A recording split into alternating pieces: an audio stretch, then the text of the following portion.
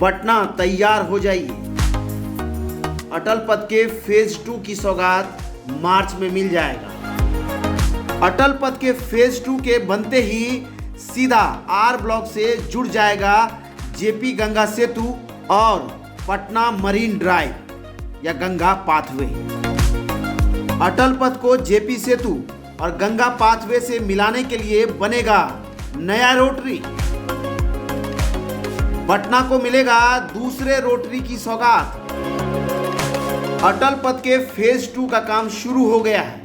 आपको बता दें, फेज 1 का निर्माण कार्य जिस फ्लाईओवर पर आकर के रुक गया था, उस फ्लाईओवर से आगे का काम शुरू हो गया है। इसके निर्माण के लिए एफसीआई के 3 गोडाउनों को तोड़ना था, जिसको पूरी तरह से तोड़ लिया गया है। और अब इस फ्लाईओवर से अप्रोच रोड को मिलाने के लिए यहाँ दीवार खड़ा किया जा रहा है। देखिए, यहाँ पर दीवार का बेस बन चुका है और अब ये धीरे धीरे इसको ऊपर उठाया जाएगा और फिर जाकर के इस फ्लाईओवर से कनेक्ट कर दिया जाएगा। इसके जुड़ते ही आर ब्लॉक से लेकर के दीघा तक का कॉरिडोर पूरा हो जाएगा।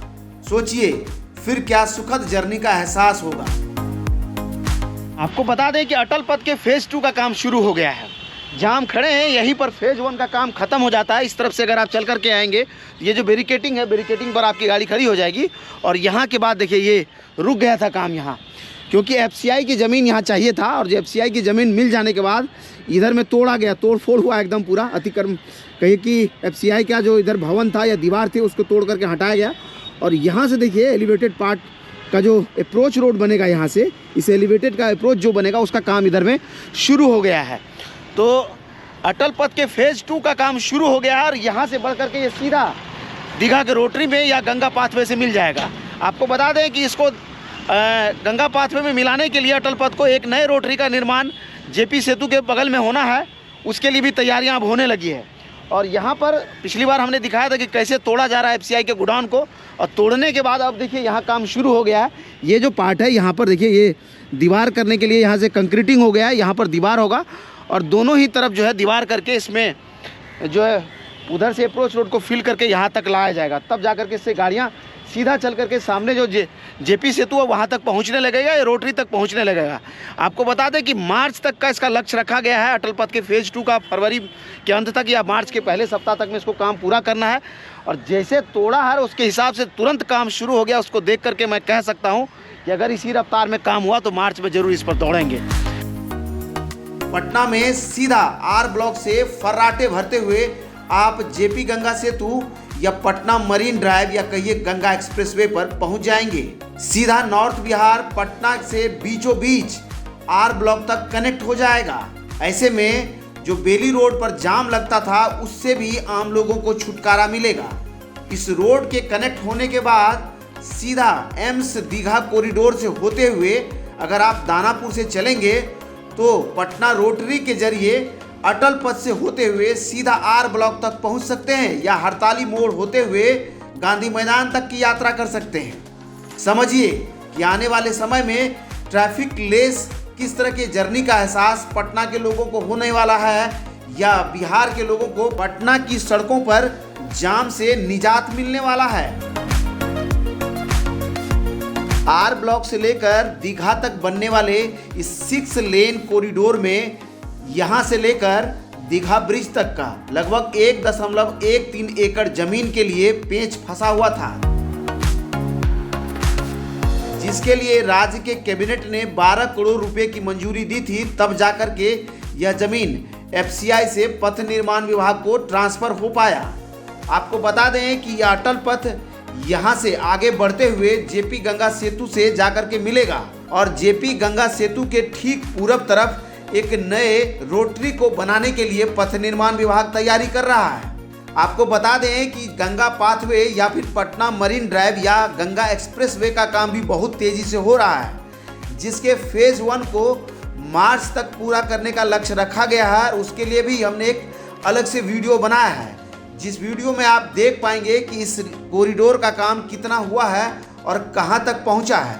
उस वीडियो का भी लिंक डिस्क्रिप्शन में है, आप चाहे तो उसे देख सकते हैं। यानी आने वाले मार्च महीने में अटल पथ के फेज 2 और पटना मरीन ड्राइव के फेज 1 की सौगात बिहार को मिलेगा और इन दोनों कॉरिडोर को बन जाने के बाद पटना के ट्रैफिक को एक नई पहचान, कहिए तो एक नई दिशा और दशा मिलने वाला है।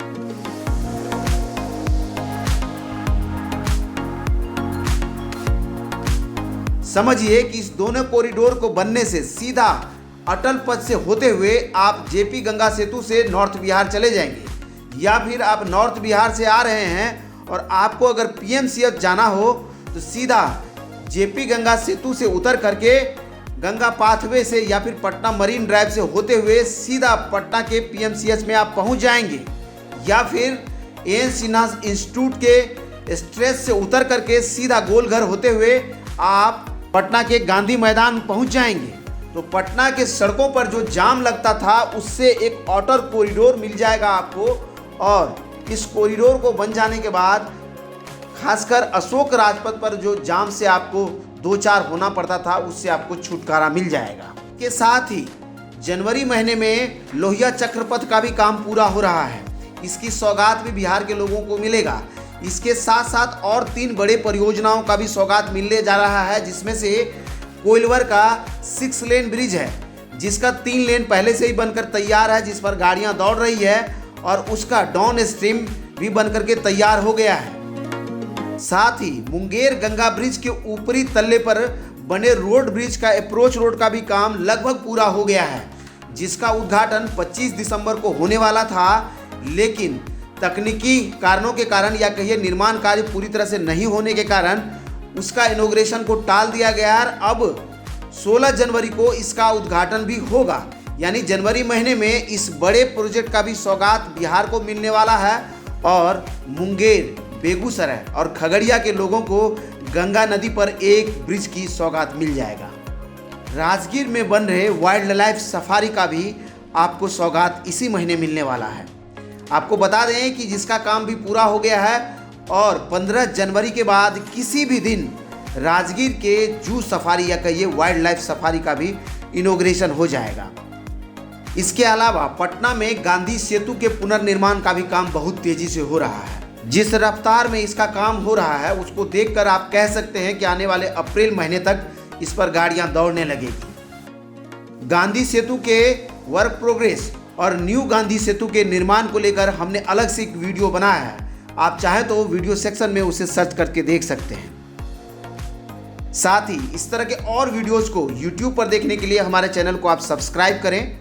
अगर आप हमें फेसबुक पर देखते हैं तो हमारे पेज को लाइक करें, और आप चाहें तो इंस्टाग्राम और ट्विटर पर भी हमारे साथ जुड़ सकते हैं। धन्यवाद।